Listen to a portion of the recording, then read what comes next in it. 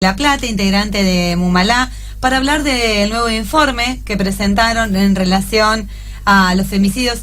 No sé si querés comentarnos cómo se realiza este informe en primer lugar. Dale. Bueno, buenas noches. Buenas tardes, buenas noches. Bienvenida. Gracias. Bienvenida a este lugar no te habíamos traído. A este no. No te habíamos invitado. A las anteriores casas sí, a esta no. Todavía bueno, no. bienvenida otra vez. Gracias. A mí me parece piola empezar a contar que en realidad este relevamiento es un trabajo como el que venía haciendo la Casa del Encuentro, antes de que a Fabiana la propusieran desde el gobierno para ocupar el cargo que ocupa hoy.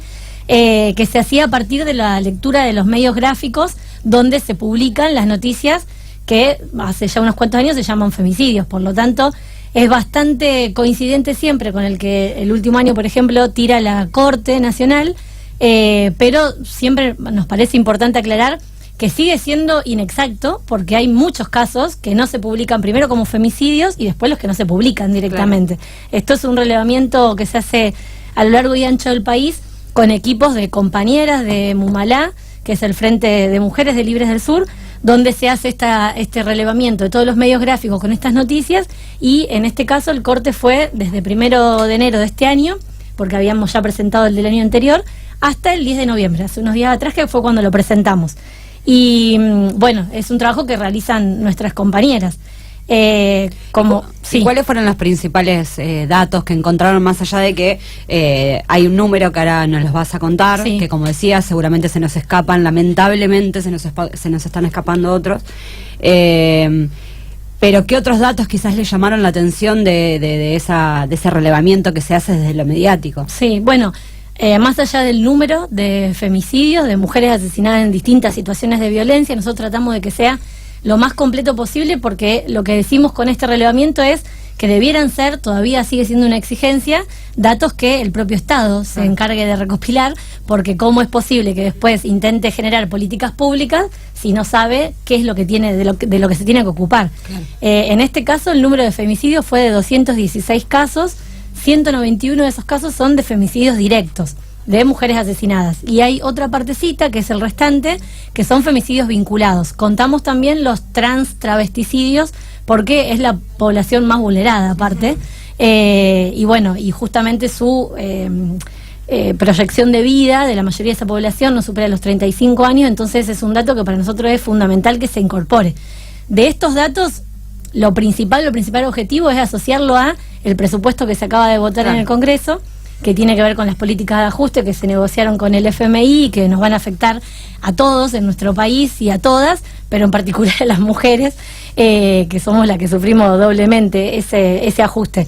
Y bueno, el dato concreto que nos parece resaltar es que en ese presupuesto se le va a destinar para el año que viene 234 millones, 234 y monedas, que en número la cifra es un poquito más que la que se destinó este año, pero cuando uno hace la proyección en la inflación que va a haber, que eso es una tarea que hay que hacer sí o sí en cualquier presupuesto que se planifica o que se piensa, es un 18% por lo menos menos. Maya, ¿recordás el número del año pasado, del informe que se presentó? Que dicho sea de paso, el año pasado a esta altura estábamos participando del Parlamento de Mujeres, del Consejo Deliberante Platense. No se retomó la iniciativa. Este año vamos a hacerlo con otro formato, probablemente. Surgieron un montón de situaciones, pero además este año fue muy movilizante para todas, ni hablar por lo del aborto. Ahora estamos también a full con lo de la ESI, que nos parece crucial en la batalla que tiene que ver, por supuesto, con la ley que no salió en el Congreso, pero que sin duda dejó un montón de enseñanzas y de cosas para seguir resolviendo en adelante. ¿Recordás el número del año pasado? No me acuerdo exacto. Porque yo acabo de hacer, me costó un montón, porque soy periodista, no sabes lo que nos cuestan los números. No es fácil para nosotros. Yo tengo el cifrado de todo en papelito. Porque una cosa que me deja un poco más, que aparentemente con estos datos, 2018... estamos mejor porque arrancamos el año pensando que se asesinaba a una mujer cada 18 horas, cada 20 horas, a 216 femicidios, igual cualquier persona de la audiencia puede llamar y corregirnos, no nos vamos a enojar. No, por supuesto. Daría una persona cada 35 horas. Sí. O sea que no estamos con ese rango tan alto con el que arrancamos el año.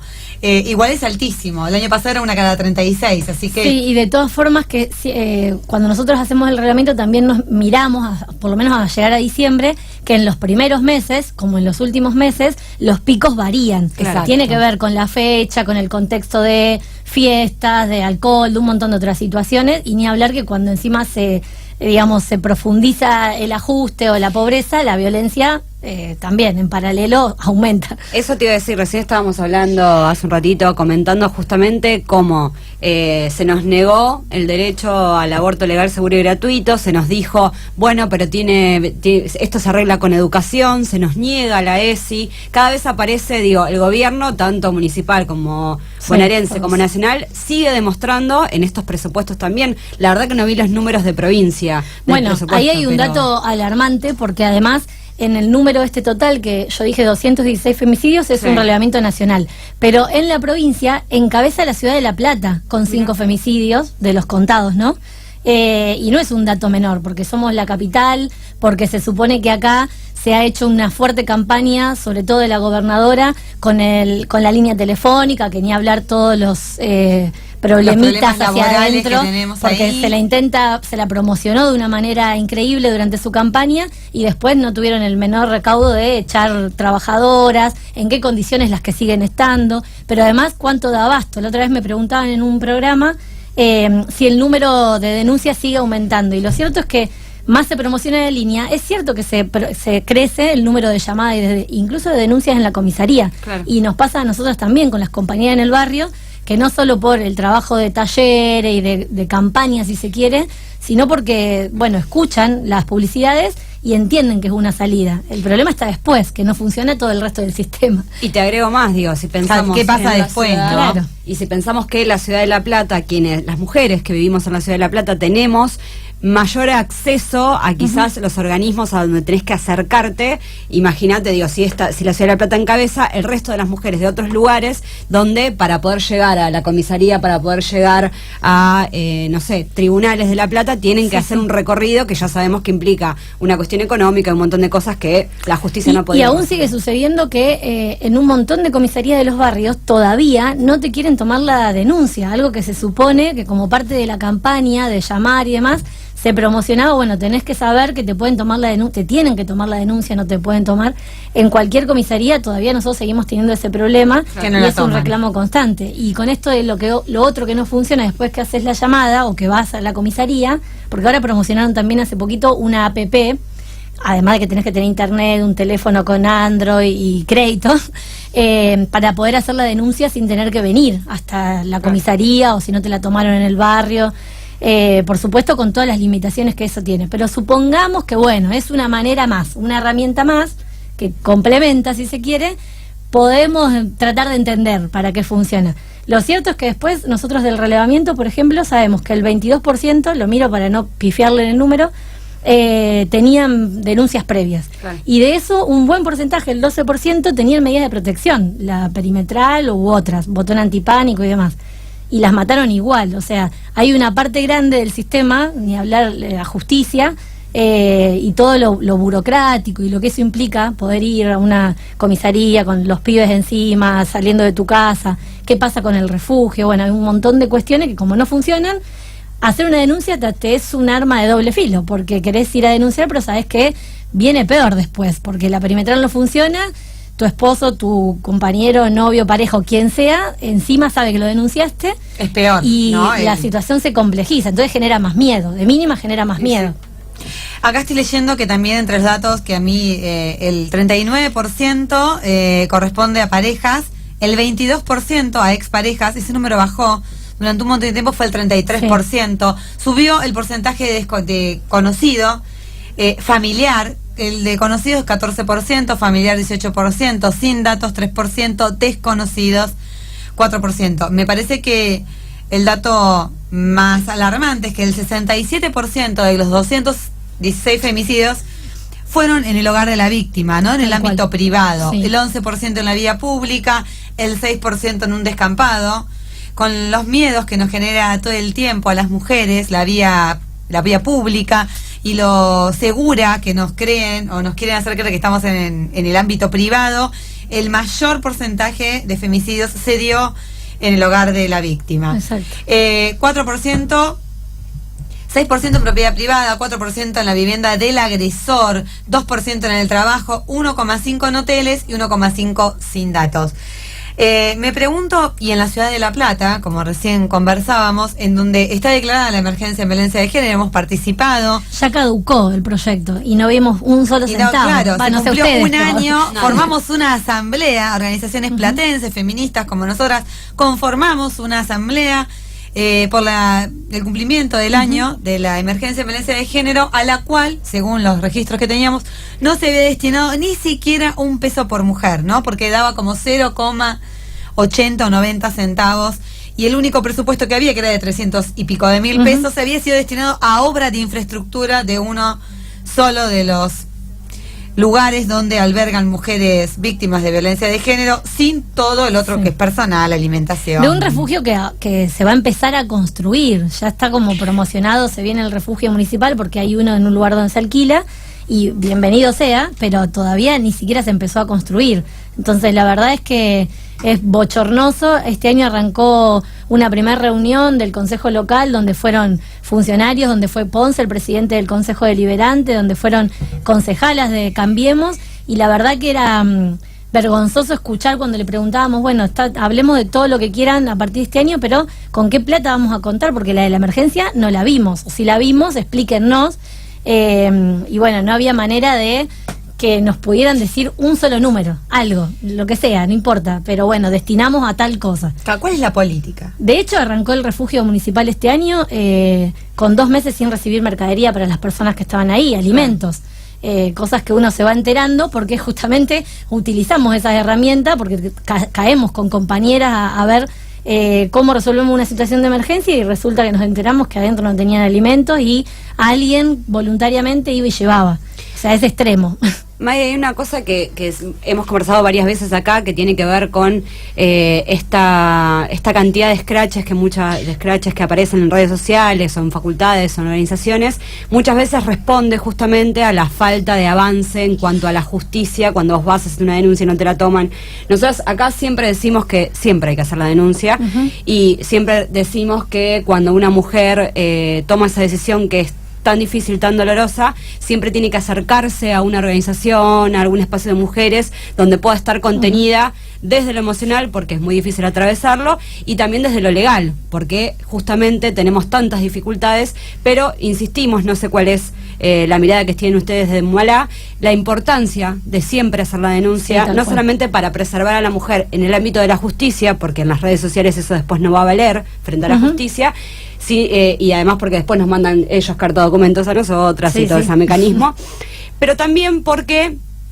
cuando miremos estos números, cuando miremos la cantidad de denuncias que hay en la justicia, también podemos desde ahí pedir políticas públicas. Tal cual. Bueno, para nosotros es crucial seguir insistiendo en que la denuncia es importante, y después, paralelo a eso, es crucial la red y el tejido el entramado que se va generando entre las distintas organizaciones, porque, como siempre digo, excede por lejos la mirada política o la lectura coyuntural que pueda haber de una situación.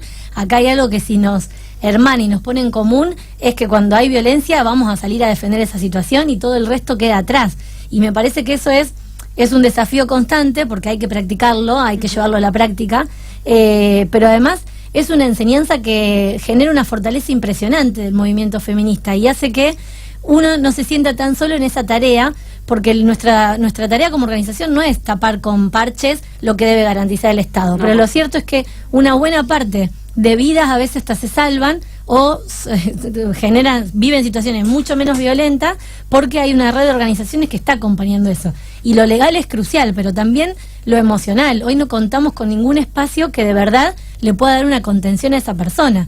Y muchas veces no se puede encarar ningún proceso legal, por más que consigas una abogada feminista que lo va a hacer con voluntad, que no cobra un mango por eso, si la persona emocionalmente no puede afrontar esa situación. Y como siempre decimos, tampoco podemos caer en una situación paternalista que, por más buena voluntad que nosotros le pongamos, tiene que ver con los procesos de cada mujer, de cada persona, y en eso la sororidad es crucial, pero también es un desafío para las organizaciones políticas, porque ante la emergencia uno quiere resolver, Ahora, hay que poder entender esos procesos de las distintas personas.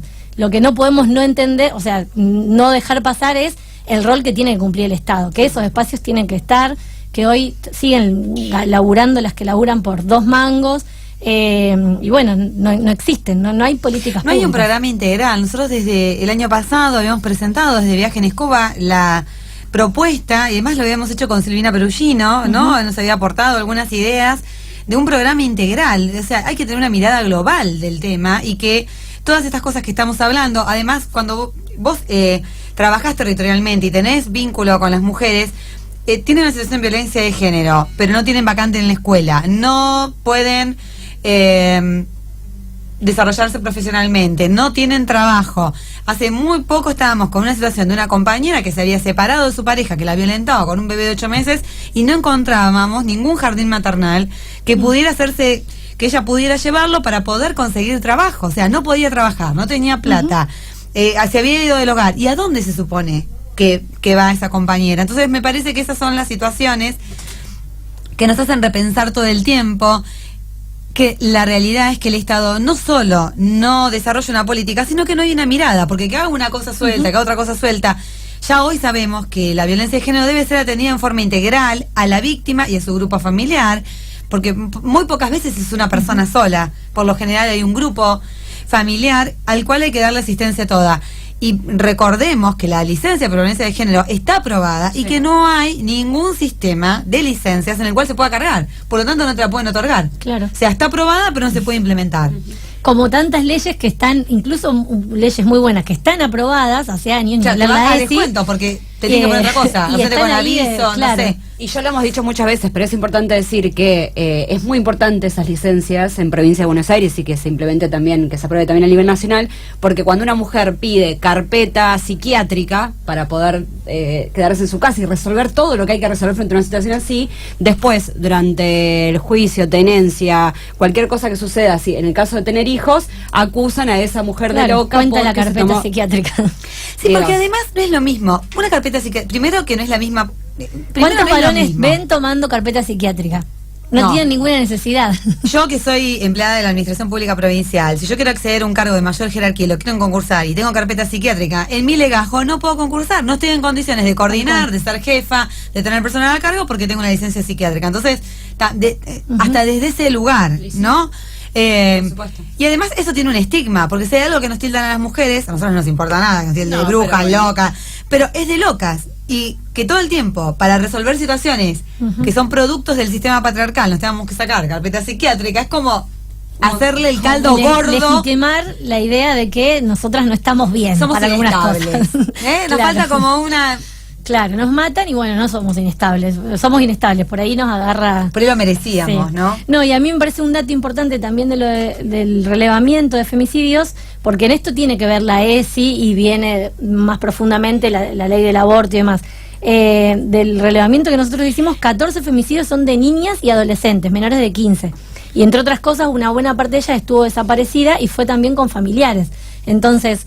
Hace poquito salió un informe, no me acuerdo quién lo publicaba, que en aquellas escuelas donde se viene dando educación sexual integral, hubo una posibilidad de detectar cuántos casos de acoso o de abuso a niños y a niñas se evitaron porque los propios pibes pudieron, digamos, prender la lucecita y decir, che, esto que a mí me pasó esto, o me pasó tal situación, y eso alarmó a la familia y eso pudo evitar después otras consecuencias. Y eso fue por la educación sexual. Entonces, no es un dato menor, porque en los femicidios hoy estamos contando pibas de menores de 15 años.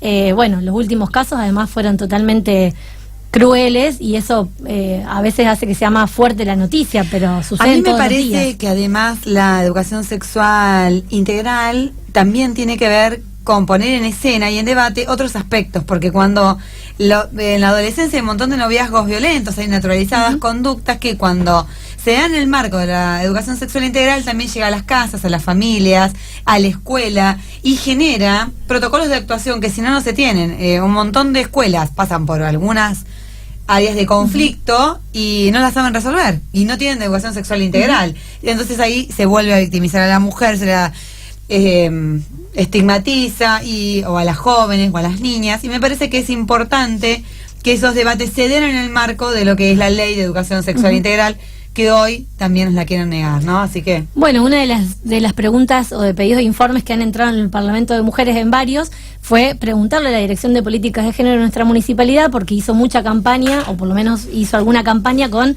los talleres de noviazgo violentos, que nosotros los venimos haciendo en la escuela, porque aparte hay una demanda muchas veces de los docentes, de las docentes, de los propios directivos, que se contactan con las organizaciones sociales feministas para que vayamos a hacer talleres para los docentes, claro, para poder ellos después encarar alguna cuestión de la ESI. Y nos habían tirado en ese momento como que habían llegado a 600 estudiantes. 600 estudiantes no es ni la comunidad de una escuela en nuestra ciudad de La Plata. No. Entonces hasta es bochornoso que muestren lo poco o nada que hacen. Pero bueno, supongamos que existe ese programa y funciona, ¿qué vínculo además tienen con la sociedad? Que tenemos un montón de cosas para aportar. No estamos hablando de millones de pibes. Primero que hay algo que se puede hacer garantizar desde el propio Estado, que es la ley que ya existe. Y eso me parece que, aunque sea una ley nacional y que sea competencia nacional, en el municipio, el propio municipio debería estar encargado de que por lo menos en la Escuela de La Plata eso funcione, y tiene un montón de mecanismos para hacerlo. El problema es que no tiene voluntad política, además de los intereses de las iglesias. En la provincia de Buenos Aires, que, o sea, la mayor cantidad de escuelas que tenemos en la ciudad de La Plata dependen de la gobernación de la provincia de Buenos Aires, y ahí la línea es directa, más que de la intendencia, que tiene pocas escuelas.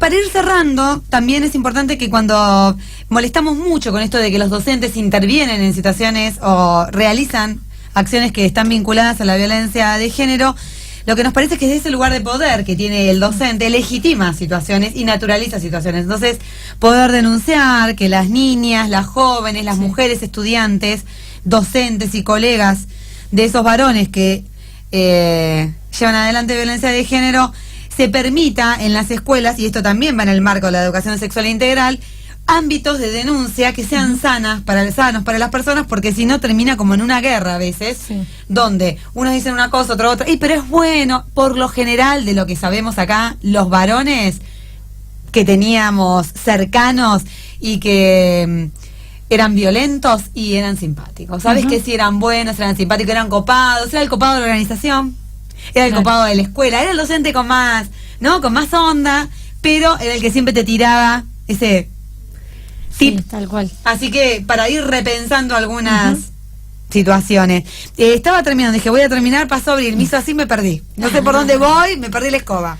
No, bueno, que nada, que seguimos reclamando políticas públicas, ¿no? Y volver a decir, siempre lo decimos acá en Viaje, que de verdad es muy importante que hagamos la denuncia de las situaciones que nos pasan, y por sobre todas las cosas, por todo esto que estamos diciendo, y porque está buenísimo y hace bien. Hay que seguir acercándonos a organizaciones con la que una se sienta cómoda, cada una elegirá la que tenga más cerca, la que pueda, la que tenga una amiga, no sé, pero siempre seguimos recomendando a las mujeres que se acerquen a los espacios por esta contención que vos decías, y porque también hay compañías que hace mucho tiempo que laburan con esto y nos pueden guiar en esos pasos. Tal cual. Bueno, y en el marco de la no violencia o Día Internacional contra la Violencia, el 25, que cae domingo, en la Ciudad de La Plata, en realidad va a ser, creo que así, en todas las ciudades capitales de las provincias, por lo menos en Capital también, se va a hacer la marcha que se hace todos los años, la movilización. Acá en La Plata concentramos en 1:63 este año,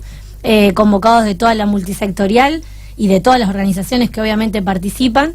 Va a estar convocándose a las 17 horas, se sale de ese lugar porque se reclama por la desaparición de Joana y para que aparezca con vida, porque además se cumple otro aniversario más del cuádruple femicidio.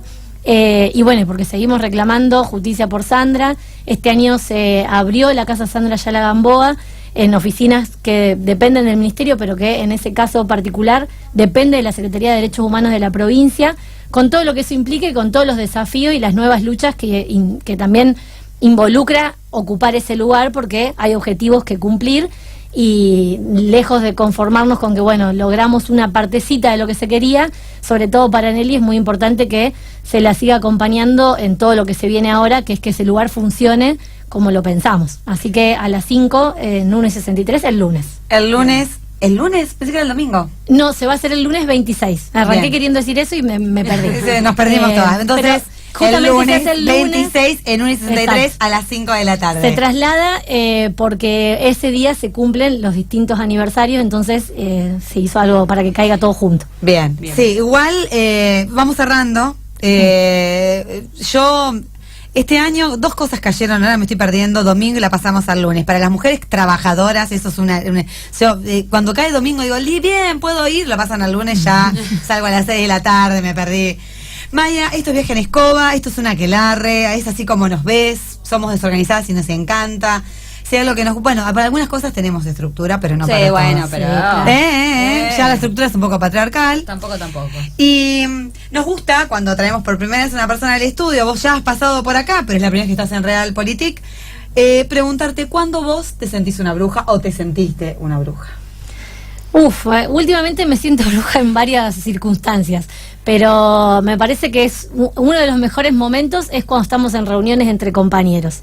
Con el ánimo de la deconstrucción y de aprender juntos un montón de cuestiones, pero también marcando que nosotras venimos en un proceso de empoderamiento que no es individual, que es colectivo y que también se hace la par en muchos casos con los compañeros varones, pero que es nuestro, es propio. Y creo que para quienes estamos en la militancia es un buen lugar de donde ser más brujas y de donde sentirnos brujas con mucho orgullo. Bueno, tendremos una marcha el año que viene, brujas con mucho orgullo. Ay, me encantó. Muchas gracias. Va a ser el año que viene alto aquelarre. Alto año. Nos vemos el sábado. Sí, claro. A las 3 de la tarde. A las 3 en el rectorado, primera reunión de lo que va a ser la comisión organizadora del Encuentro Nacional, Plurinacional de Mujeres Lesbianas, Travestis y Trans. Muchas gracias, Maya Luna, integrante de Mumalá. Continuamos con Viaje en Escoba, música que nos propone Realpolitik y a la vuelta seguimos.